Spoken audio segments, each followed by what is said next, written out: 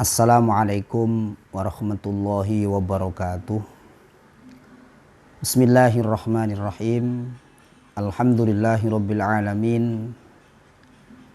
Wabihi nasta'inu ala umurid dunya waddin. Wassalatu wassalamu ala asyrafil anbiya'i wal mursalin sayyidina maulana Muhammadi wa ala alihi wa sahbihi ajma'in. Qala rabbi syrah li sadri wa yassir li amri wahlul 'uqdatam min lisani yafqahu qawli. Pada anak-anakku sekalian, peserta didik Madrasah Diniyah Al-Asy'ariyah, baik putra maupun putri Pondok Pesantren Wahabiyah 1 maupun Pondok Pesantren Putri Al-Latifiyah 2, khususnya kelas 3, alhamdulillah pantas kita bersyukur pada kesempatan ini kita bisa melanjutkan KBM tentang materi ilmu shorof. Namun sebelum KBM yang akan membahas tentang ilmu shorof ini nanti, terlebih dahulu marilah bersama-sama kita buka dengan bacaan suratul Fatihah. Mudah-mudahan pertemuan kali ini senantiasa dibarengi bimbingan dan hidayah dari Allah Subhanahu wa taala. Al-Fatihah. A'udzubillahi minasyaitonir rajim. Bismillahirrahmanirrahim. Alhamdulillahirabbil alamin arrahmanir rahim maliki yaumiddin iyyaka na'budu wa iyyaka nasta'in ihdinas siratal mustaqim siratal ladzina an'amta 'alaihim ghairil maghdubi 'alaihim waladdallin. Amin.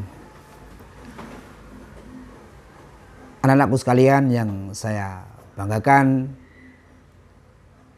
seluruh santri, putra dan putri yang senantiasa dirahmati oleh Allah Subhanahu wa taala. Beberapa pertemuan kemarin telah kita bahas mengenai apa itu tasrif lughawi atau hal-hal yang terkait yang berhubungan dengan tasrif lughawi, baik itu definisi dan lain sebagainya. Oke, untuk menyingkat waktu, langsung kita pada poin selanjutnya atau materi selanjutnya. Kalau kemarin kita membicarakan tentang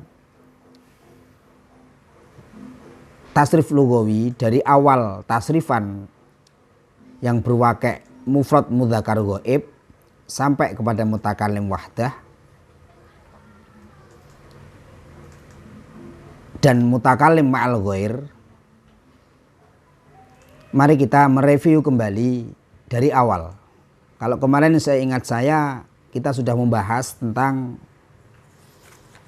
fiil-fiil madhi yang ditasrif lughawi, seperti halnya lafadz nasoro, nasoro, nasoru, nasorot. Oke. Kemudian nasorota, nasorna. Sekarang kita membahas tentang nasorot yang berwakek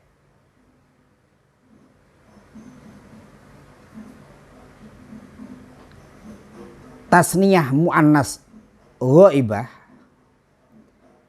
Di situ lafadz nasoro dimasuki huruf tak ta'nes. Lah, tak ta'nes di situ itu menunjukkan arti perempuan atau yang menunjukkan makna perempuan. Lah, jika ada fi'il madhi yang ditasrif lughawi yang kemasukan tak, jika ingin menunjukkan makna perempuan maka taknya itu harus disukun. Jadi jikalau kita menjumpai fi'il madhi yang ditasrif lughawi, jika menghendaki fi'il tadi itu ditandai dengan tanda perempuan, maka dia harus dipasang tak yang sakinah atau tak ta'nes yang sakinah. Tak yang menunjukkan makna perempuan yang mati. Dan ini menurut istiqro'nya ulama, ketetapan para ulama. Ini bedanya. Kalau ada fi'il yang mudzakkar, katakanlah begitu, dalam hal ini fi'il madhi, jika ingin dia itu fa'ilnya atau pelaku pekerjaannya itu perempuan, maka fi'il itu harus ditandai dengan perempuan. Dalam hal ini adalah tak ta'nes sakinah. Taknya harus dimatikan atau tak harus disukun. Yang kedua, berbeda dengan isim. Kalau ada fi'il ingin dia itu pelaku pekerjaannya perempuan, maka dia harus ditandai dengan perempuan, yakni tak ta'anes itu, yakni disukun. Tapi kalau ada kalimat isim yang ingin menunjukkan makna perempuan, maka taknya harus ditanwin atau diharokati tanwin. Seperti hanya muslimun. Bagaimana kalau ingin dia menunjukkan makna perempuan, yakni harus muslimatun. Nah, harus muslimatun, ini bedanya. Jadi kalau ada fi'il yang menunjukkan nama perempuan, maka dia harus dimasuki tanda perempuan, yakni berupa tak ta'nes, tak yang mati. Ini menurut pendapat siapa? Istiqro'nya para ulama ahli sastra atau ahli bahasa. Sedangkan kalau ingin kalimat isim yang itu ingin menunjukkan makna perempuan, maka huruf taknya harus berharokat tanwin. Apakah itu tun, apakah itu tin, apakah itu tan. Seperti halnya muslimun. Dia kalau ingin perempuan bagaimana? Ya muslimatun. Bisa muslimatan, bisa muslimatin. Nah, tapi kalau dia itu fi'il madhi, maka harus disukun. Nah, tujuannya apa anak-anakku sekalian? Tujuannya agar adanya sebuah keseimbangan. Tujuannya adalah supaya terjadi keseimbangan antara keduanya. Keduanya apa? Yakni keduanya itu adalah fi'il dan isim. Apa? Ditinjau dari segi makna. Ditinjau dari segi makna loh ya ini. Kalau fi'il itu berat, sedangkan isim itu ringan. Sebenarnya kalau lesan lidahnya orang Indonesia mengatakan fi'il yang kemasukan tak ta'anes itu dihukumi agak berat, sedangkan yang isim itu ditandai dengan harokat tanwin tadi itu ringan, itu sebenarnya kalau lesan atau lidahnya orang Indonesia ini tidak ada masalah sebenarnya. Tidak ada bedanya berat dan ringannya, itu tidak ada. Podo-podo ringannya gitu, podo-podo entenge. Cuma permasalahannya di sini dikarenakan kita membahas tentang sastra Arab atau ilmu sorof yang ini berbahasa Arab, otomatis kaidah rumusnya harus mengikuti kaidah orang Arab. Paham anakku ya? Oke.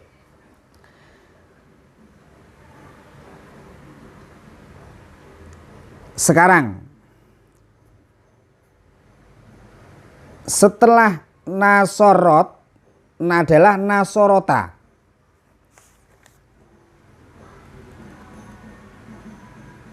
Nasorta, nasorot, nasorota, nasor, nasorta, nasortuma, nasortum. Nah itu ya. Sekarang nasortuma, nasorta, nasorta. Lafat nasorta itu kalau ditulis anak-anakku sekalian ada alifnya. Nasoro, nasorta, nasorota itu ada alifnya panjang. Ta itu panjang. Lah tak pada lafat nasorota, taknya itu adalah tanda mu'annas. Lagi-lagi kalau bahasa guyonannya itu ya, mengapa sih ta itu dikatakan mu'annas, bolak-balik mu'annas? Ya karena titik duanya itu di atas gitu loh. Jadi kalau titik duanya di atas itu perempuan begitu ya. Tapi kalau titiknya di bawah itu berupa ya, itu ya laki-laki ya di bawah. Kalau laki-laki itu di bawah titiknya. Kalau titiknya di atas dua itu perempuan gitu anak-anak ya. Oke. Jadi pada lafat nasorota setelah nasorota, lafat nasorota di sini taknya itu adalah yang menunjukkan mana muannas. Lah, padahal anak-anakku sekalian, semestinya tak yang di sini ini sebenarnya itu harus mati sebenarnya. Sebagaimana tak muannas pada lafat nasorot, sebenarnya begitu. Namun mengapa kok tak di situ diharokati? Karena supaya tidak terjadi bertemunya dua huruf yang mati. Ini tolong dicatat. Mengapa lafadz nasorota itu taknya kok diharokati? Semestinya dia itu harus mati. Tapi mengapa di sini kok diharokati? Ternyata tujuannya apa? Supaya tidak terjadi bertemunya dua huruf yang mati kumpul dalam satu kalimat. Itu kalau istilah bahasa Arabnya terjadinya, supaya tidak terjadi iltiqa'us sakinain. Ini bahasa iklal. Supaya tidak terjadi iltiqa'us sakinaini. Supaya tidak terjadi bertemunya dua huruf yang mati. Apa dua huruf yang mati? Yani apabila dimatikan taknya tadi itu tidak diharokati artinya, maka terjadi huruf yang mati. Satu tak, dua alif. Alif itu memang tidak bisa berharokat ya anak-anakku sekalian. Lu kok iya, kok bisa Pak? Iya. Tapi di Quran, di kitab-kitab kok berharokat. Tolong dicamkan, dipahami anak-anakku sekalian. Jikalau kita itu menjumpai ada alif yang di situ kok berharokat, apakah itu berharokat fathah, apakah itu berharokat dhammah, apakah itu berharokat kasroh, maka itu sebenarnya bukan alif yang berharokat di situ, tapi apa? Hamzah yang berharokat. Tolong ini diingat-ingat betul.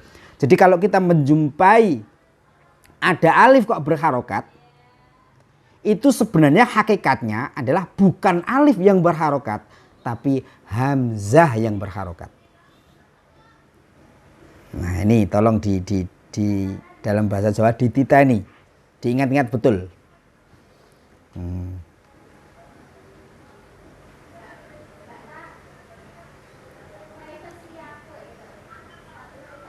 Lah, yang kedua-duanya itu antara tak dan alif, yang antara tak dan alif itu masing-masingnya itu tidak boleh dibuang.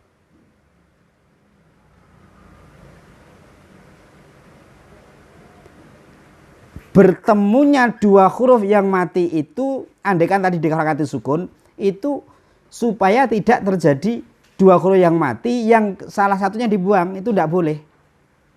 Mengapa kok tidak diperbolehkan? Karena di situ alif itu sebagai tanda tasniyah, sedangkan tak sebagai tanda muannas. Tak di situ itu sebenarnya itu berharokat sukun, tapi kok diganti fathah. Tadi itu alasannya. Nah, sekarang ditinjau dari sisi kajian keilmuannya, tak di situ berarti dia itu tak tanda muannas, sedangkan alifnya tanda tasniyah. Lah mengapa kok begitu? Karena tanda itu tidak boleh dibuang. Lah, mengapa taknya itu diharokati fathah? Karena disesuaikan dengan alif. Mengapa huruf nasorota taknya dikarenakan fathah? Karena disesuaikan dengan huruf alif. Karena alif itu yang sesuai dengan harokat fathah. Kalau wawu disesuaikan dengan harokat domah. Domah disesuaikan dengan wawu. Kalau kasroh disesuaikan dengan ya. Ini gandengannya begitu. Jadi itu anak-anakku sekalian, 2 kata, 1 nasorot, 2 nasorota. Tadi yang telah kita bahas bersama. Tolong sedikit ini betul-betul dipahami, betul-betul dicamkan betul, dan kalau perlu dipraktekkan di dalam kitab-kitab, dicari fiil-fiil yang ditasrif lugawi itu biar kita lebih detail dan paham.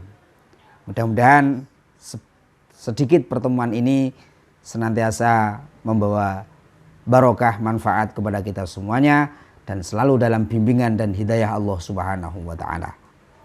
Mari kita tutup dengan bacaan Al-Fatihah. A'udzubillahi minasyaitonir rajim.